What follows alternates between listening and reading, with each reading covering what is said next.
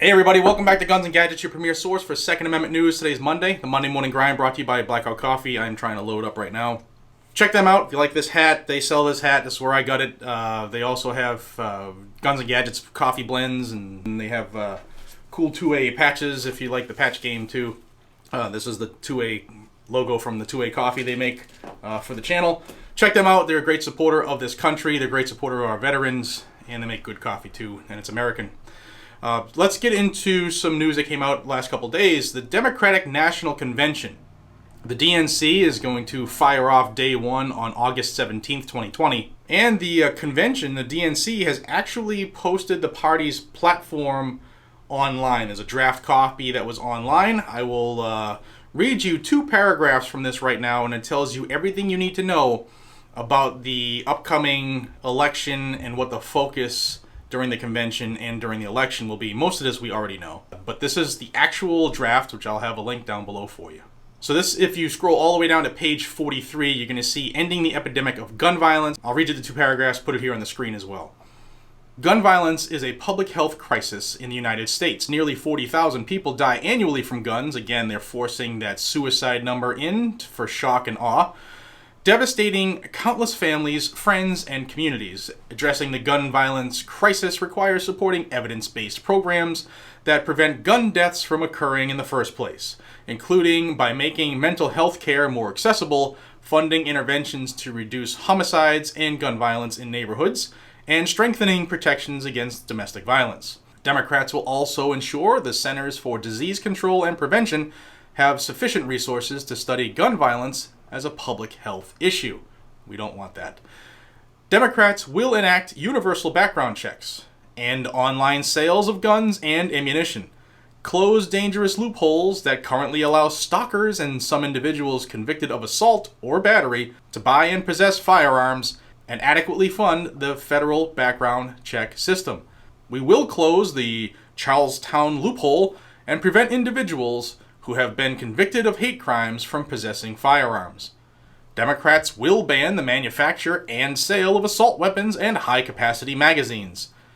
We will incentivize states to enact licensing requirements for owning firearms and red flag laws that allow courts to temporarily remove guns from possession of those who are a danger to themselves or others.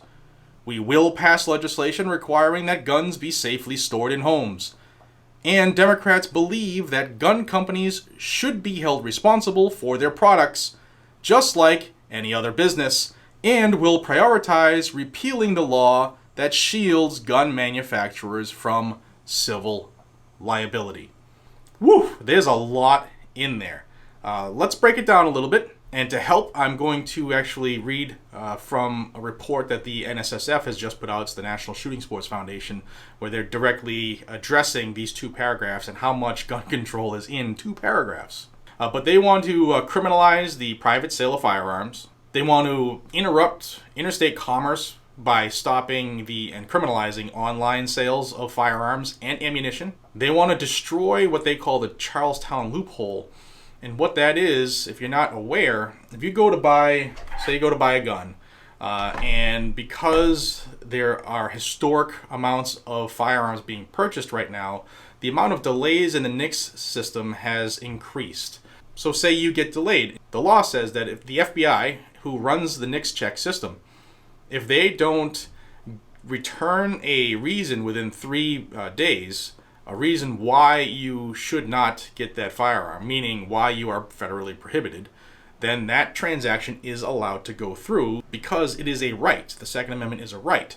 So if there's no reason that you are federally prohibited, then they can't stop your purchase. So they want to just change that law, and I've detailed that a couple times on this channel in some bills that are actually still in this current Congress, where they want to draw that out for 90 days, indefinitely. There's a couple different options. And then there's also a version where they want, if you're delayed, they want all the information of you, the firearm you purchased, your address, and all that stuff, basically to make a registry, which we shouldn't have. They want to do another AWB, the Clinton AWB, which Biden was a big fan of and big part of.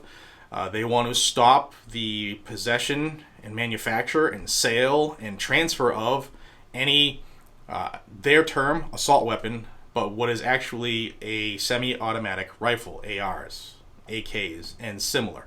They also want to do the exact same, ban the possession, manufacture, sale, transfer of any, their term, not mine, high-capacity magazine, and that is any magazine over 10 rounds. They, for whatever reason, threw that arbitrary number on there without knowing what they're talking about.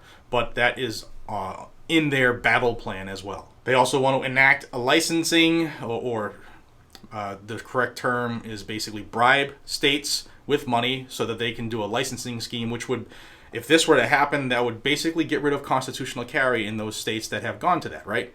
They're gonna incentivize states, which means going to bribe you to do a license to carry, a gun permit, whatever different states call them different things. But they want to institute that in all states so they can know who has guns. They also said they want to bribe states with red flag laws. There are a lot of states that and have enacted the red flag, and there are a lot of states that are looking to enact red flag gun confiscation orders. And again, the Democrats said they want to pay people off to do it. Then they want to force people to tell people how to secure their property, and then remove the liability protection for gun manufacturers. Much like Remington's battling right now in Newtown, Connecticut.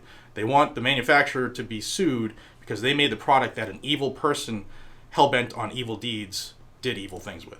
Also, regarding that Charlestown loophole, according to the NSSF, it says right now 91% of all background checks are completed instantly. Just 9% are delayed, and of those, 88% are finalized within the 3 working days, and a full 94% are completed within 10 days. So again, for a very small percentage of checks that aren't coming back in time, they want to penalize everybody in the nation who's a gun owner and looks to purchase another one.